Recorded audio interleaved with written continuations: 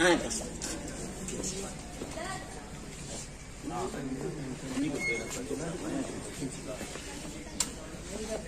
हाँ कैसा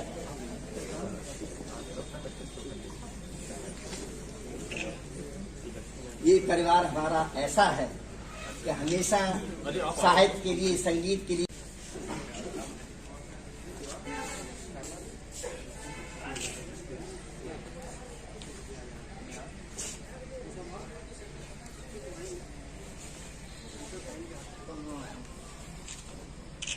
सब लोग स्टैंड घड़ी चल रहे ध्यान लगा लो धीरे से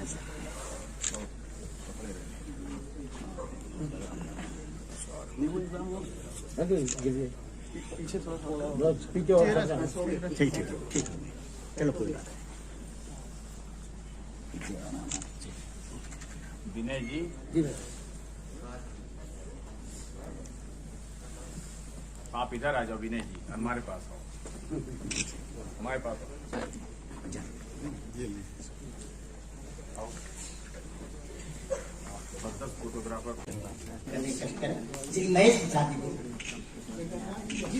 आदरणीय श्री प्रेम नारायण चौहान जी, श्री रामपाल और श्री राम किशोर वाजपेयी जी जो संस्था के उपाध्यक्ष हैं, उनसे निवेदन है, और श्री राहुल दीक्षित टाइम्स के उनसे भी निवेदन है कि वो आकर के मंच पर स्थान ग्रहण करें। कवियों को कैंप के नाम से IAS PCS की कोचिंग चलाते हैं। आए भाई श्री राहुल दीक्षित जी और अपना वक्तव्य दें। लोक सेवक मंडल द्वारा लाला लाजपत राय जन्म जयंती मनाए जाने पर आप सभी को बधाई प्रेषित करता हूँ और मंचासीन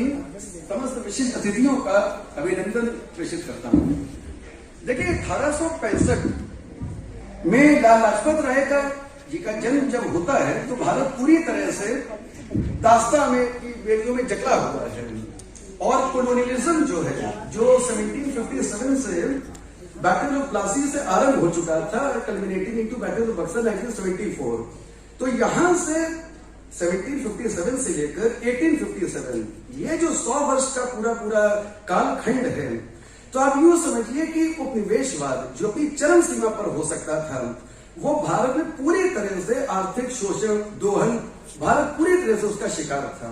और 100 वर्ष इतनी लंबी अवधि होती है कि कितना भी महान धनाढ्य देश क्यों ना हो,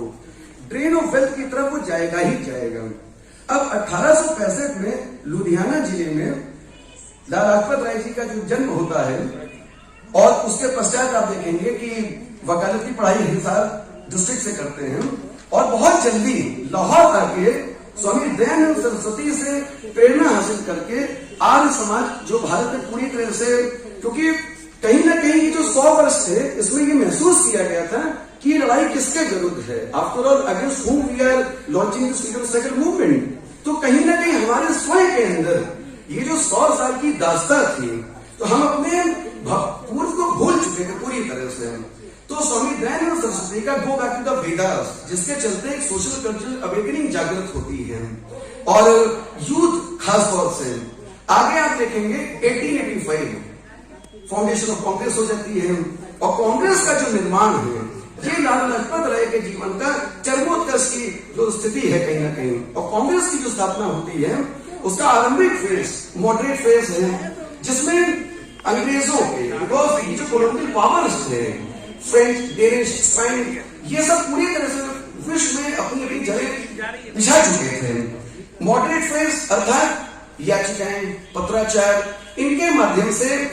लाला लाजपत राय बखूबी ये समझ चुके थे कि इस तरीके का एक जो पैसिव रेजिस्टेंस है, इसके माध्यम से आजादी मिलनी नहीं है। लाला लाजपत राय इंग्लैंड जाते हैं गोपाल कृष्ण गोखले के साथ और वहां पे in order to raise public opinion against the Britishers कि ये जो डेवलप्ड नेशंस की दिशा में और डेवलपिंग नेशंस लगातार इकोनॉमिक हैरेसमेंट के शिकार होते चलते चले जा रहे हैं। वापस लौट के आते हैं तो आप देखेंगे कि दयानंद सरस्वती से प्रेरित तो थे ही। लाहौर में दयानंद एंग्लो वैदिक कॉलेजेस अर्थात जो गो बैक टू वेदास वाली बात है, एक जो रिवाइवल, एक जो पुनरावृत्ति पुनरुत्थान की दिशा में आप आगे देखेंगे नेशनल कॉलेज, और आपकी जानकर प्रसन्नता होगी कि भगत सिंह और सुखदेव लाला लाजपत राय द्वारा स्थापित उसी नेशनल कॉलेज के ही शिष्य थे। अब 1885 से लेकर 1905 का जो फेज है, मॉडरेट फेज, तो कहीं ना कहीं आप अंदाज लगा के देखिए कि भारत जो दास्ता में रहा होगा, मात्र 72 लोग, only 72% they participated in the first INC session। Gokuldas Tejpal Sanskrit college हुआ करता था, और ये जो अवधि थी 20 वर्ष की, इसके अंदर कहीं ना कहीं रेवोल्यूशन विद इन रेवोल्यूशन, और एक कुंठा, एक द्वंद की स्थिति, कि ये जो फ्रस्ट्रेशंस हैं कि याचिकाएं, पत्राचार, इनसे तो आजादी मिलने से रही, और 1905 जो एक्सट्रीमिस्ट फेज है, 1905 से लेकर 1915 तक का, आप देखेंगे हमारे स्वतंत्रता आंदोलन में ये 10 वर्ष जो है, जिसका आगाज ही आप देखेंगे पार्टीशन ऑफ बंगाल से होता है, और पार्टीशन ऑफ बंगाल जिस उद्देश्य से बना है 1906 में, आप देखेंगे कि मुस्लिम लीग की स्थापना हो जाती है। मुस्लिम लीग की स्थापना होती है, और चूंकि अब कोलोनियलिज्म से इंपीरियलिज्म की दिशा में भी देश अग्रसित हो रहा है, उपनिवेशवाद से साम्राज्यवाद की जो दिशा है, और साम्राज्यवाद की दिशा यूं ही नहीं बनेगी, इसके लिए संवैधानिक विकास आगे बढ़ने होंगे। 1906 में मुस्लिम लीग के गठन के बाद 1909 मोरले दो रिफॉर्म्स, जिसमें मुस्लिम लीग सेपरेट इलेक्टोरेट सिस्टम की डिमांड करती है, और अब ये देखिए इतना चरण का समय आ चुका है कि ऐसे में जो अभी तक ये कुंठा थी गर्म दल में, रेवोल्यूशन विद इन रेवोल्यूशन, तो इसमें लाल बाल पाल, ये जो एक ट्रायो एस्टैब्लिश होता है कहीं ना कहीं, बाल गंगाधर तिलक, विपिन चंद्र पाल और हमारे लाला लाजपत राय जी, तीनों अपने अपने स्तर पर साहित्य के क्षेत्र में विश्व भ्रमण करके युवा को जागृत करने का एक जो कहीं ना कहीं सूत्रधार के तौर पे अगर हम देखते हैं, और आप देखेंगे कि 1909 के बाद 1919 का जो समय है, जिसमें द्विशासन स्थापित होता है भारतवर्ष में, डायरकी। अब देखिए डायरकी एक ऐसी चीज है कि वो बिल्कुल भी एक्सेप्टेबल नहीं हो पा रही है, खासतौर से हमारे लाल बाल पाल को, और जिस समय डायरकी एस्टैब्लिश होती है तो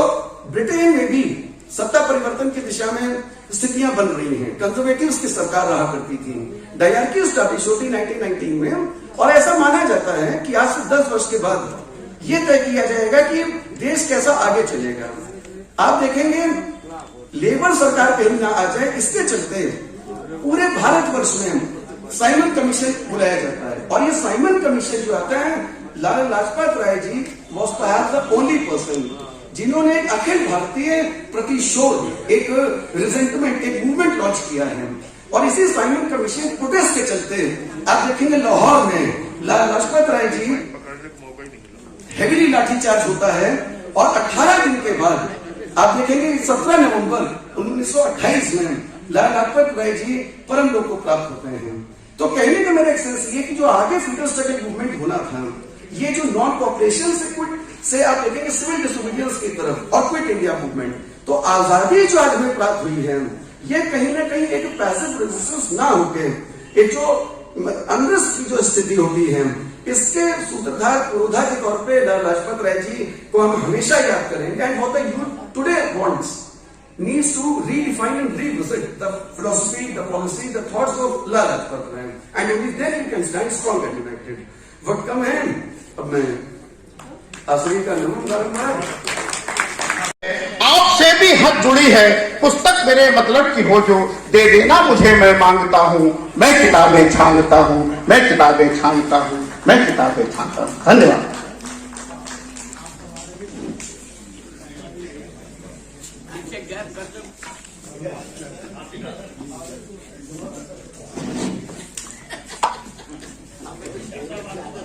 बहुत बहुत स्वागत है हमारे मध्य में आज के मुख्य अतिथि, माननीय मुख्य अतिथि श्री राकेश शतान जी, जो मंत्री जी हमारे मध्य में है। बहुत बहुत आपका स्वागत है, अभिनंदन है। मैं चाहता हूँ कि ये सभागार एक बार जोरदार करतल ध्वनि से उनका अभिनंदन करे, उनका स्वागत करे।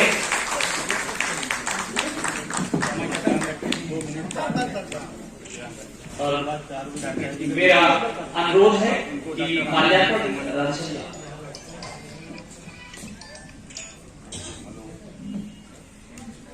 हमारे माननीय जी को बहुत जल्दी में जाना है, 4 बजे उनकी कैबिनेट है, इसलिए हम उनका समय नहीं लेंगे। सबसे पहले हम उनके कर्तव्यों से कुछ लोगों को सम्मान कराए, फिर उनका सम्मान करा के 2 मिनट का उनका उद्बोधन। सभी संभ्रांत नागरिकगण हैं, यहाँ पर उपस्थित जितने हमारे नीचे लोग हैं, सभी समाज सेवी और बड़े ही हमारे सब चिरपरिचित समाज सेवी और लगातार कानपुर की जानी मानी हस्तियां मंच में है। मैं सभी का सम्मान करता हूं, सभी का सम्मान हमने किया है। पिछली बार भी हम आपके कार्यक्रम में आए थे। आज 4 बजे कैबिनेट की बैठक है, आप समय देख लीजिए। हम लेट वहां ठीक योगी जी 4 बजे आ जाते हैं,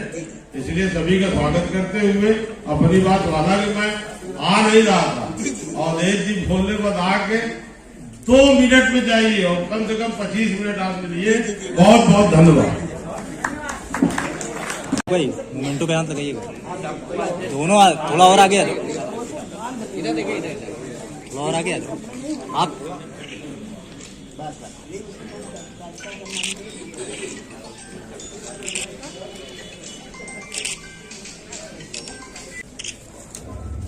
श्री राहुल दीक्षित जी,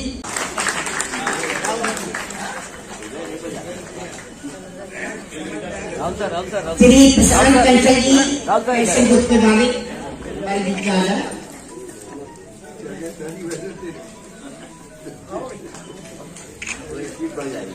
श्री सुरेश प्रसाद गुप्ता जी, श्री गोपाल तुलसियान जी,